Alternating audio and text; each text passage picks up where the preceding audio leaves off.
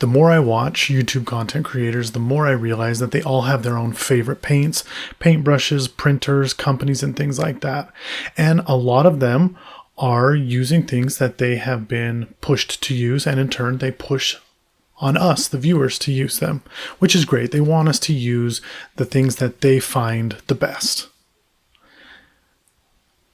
And we want to use those things that we think are the best. The only problem is that if you're anything like me and you're already paying for models and 3D printers and things like that, you don't have a lot of free money floating around. So today I'm going to try and save you a little bit of money. The new big thing out there right now is the Slapchop method and speed paints, contrast paints, dipping inks, whatever you want to call them. So, can you make your own with the things that you already have and not have to spend any more money? Let's find out.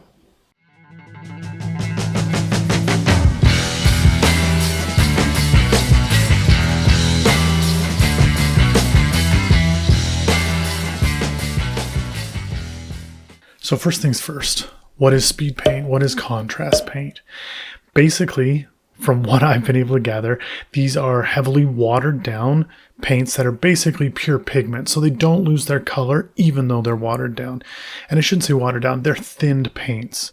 So they're very thin paints. And when you paint with them, they act like a wash almost, and that they fall into the cracks and they put the deepest color into the cracks. And because their color is so strong, it does a really good job of adding shadow and adding almost highlights to things that you're painting, depending on the base of whatever it is you're painting.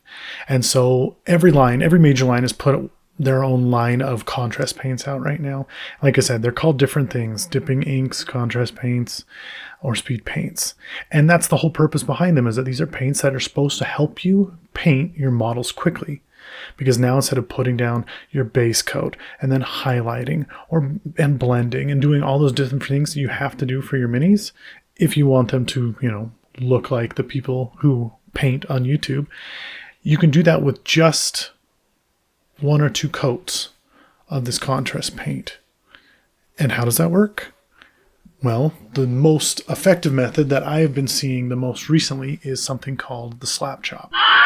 And what the Slapchop is you paint your model black, you dry brush it or airbrush it with white all over so that your darkest points, your cracks and things, are still black. They're still dark, and everything else is lit up and is white.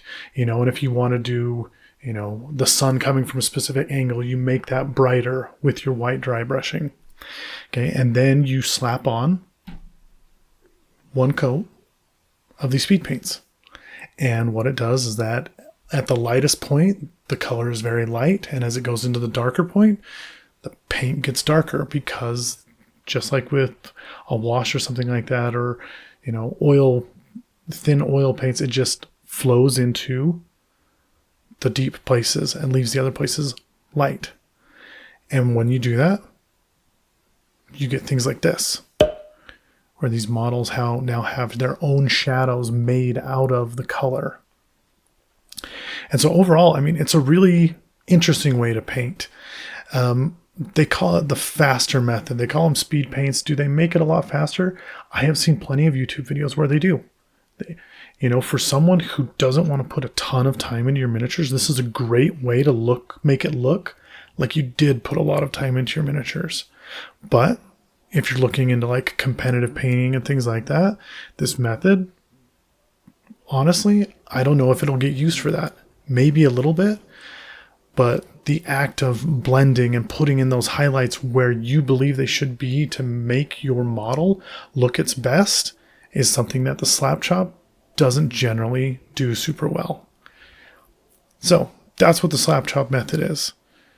And in order to do it effectively, you need to use speed paints. How do I do that? Airbrushing. Okay. And I bought this little airbrush. It was on sale on Amazon for like $40. And it was a really cool tool to use. And for that price, I thought it was worth it. And I started painting. But in order to use an airbrush, you have to thin your paints. And at first I was just using, rubbing alcohol to thin it out, or sorry, isopropyl alcohol to thin out the paints. And it worked. It worked relatively well. There were some things I didn't like about it. And so I decided to invest in some airbrush thinner. And basically what this is it's just something you can add to your normal acrylic paints to thin them out, to make them really thin. And then I was able to airbrush with any color that I had. And so I made it so I didn't have to go out and buy specific airbrush paints or anything like that. I could just make my own with the paints that I already had. And I liked that. And I thought it was really easy. And the more I learned about speed painting, the more I realized that speed painting is basically a way to paint like an airbrush without using an airbrush, because airbrushes are thin, and when you hold it on there, it flows into the cracks. It does the same thing that a speed paint does, just with a ton of control, just at your fingertips with that. However much you want to put into it, you can put into it. And if you want it to go into the cracks, it will. If you don't, it won't. And I thought to myself, well, if that's basically what a speed paint is, can I make my own? So what I did is I got a bunch of colors and I mixed them. I mixed them with the airbrush thinner, and I thinned out those paints until they were nice, runny colors. And honestly, I thought they would be diluted. I thought the colors wouldn't be as bold or as strong. And I was surprised. I was surprised because I feel like they stayed almost exactly the way that they were supposed to be. And so I mixed these paints up. So now I have, reds, blues, browns, yellows, whatever color it may be. And it's just a very thin paint. And so I started brushing. I started painting miniatures. I did a couple of my little imp models that I painted with just the speed paints. And then I decided, well, I have this cool new model that I got from Witch Song Miniatures. I printed it out, and I thought, let's give Slapchop a try. I've never done it before. Let's see how it turns out. And this is how it turned out.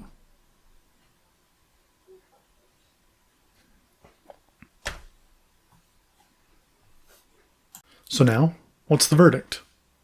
I've only used a couple different speed paints, and I haven't used much of them. Just used them at a friend's house, just kind of see how they worked. And that was when I came to the conclusion that I could probably make my own. Do they work as well? In my experience, they do. And there are some upsides and maybe downsides to this. You can mix it with as much liquid as you want, with as much of the thinner as you want. So you can have a super runny that goes on just like a wash. Or you can have it a little thicker, and so it holds, and you have those deeper colors, not just in the cracks, but all around the miniature. And so it allows you to mix your own contrast paint, which is kind of nice. And in my mind, I'm already mixing with water and other things and thinning my paints anyway. Why not just thin them a little further and then paint with them? And then do the Slapchop method with my paints. And honestly, for me, the added plus to this, I already had this. If you don't have this and you want to try, $12, $13 for this whole bottle, and it will last you an incredibly long time. And you can get bigger bottles for just a couple dollars more, and they will last you an incredibly long time. And then you don't have to go out and buy a whole new line of contrast paints. Just use the paints you already have. Isn't it crazy that if you look for ways to use the things you have, you generally find a way? Saving money. Anyway, that's what I learned. That's what I think, and it's up to you whether or not you want to give it a try. If you already have an airbrush and you want to give it a shot, you have the tools to do it. So give it a try and let us know what you think. Painting in the method of the Slapchop for me with these self-made contrast paints was not much quicker. Not much quicker than just painting the model myself. Does it look better? Some of my jobs it does look a little better than. Some of them not as much. And so if you're trying to do something quick, I must have been doing it wrong. And so I'll have to keep trying. And I'll update you and I'll show you the different things. I'm not done with the Slapchop method. If everyone else seems to think it's so good, I've got to figure it out. And so I'll update you when I do that. And feel free to update me if you do. That's all I've got for now. But tune in next week as we make a game board for Ocean. If you're ever taking your D&D party out, or you're ever having a skirmish in the middle of an ocean or on a beach, it'll be a fun one. And we'll see if we can make a nice 2-foot by 3-foot board just using some silicone, some ink, and a couple little paints. And we'll see how it turns out. In the meantime, just remember, don't spend so much time making your world that you forget to spend some time in it. Until then.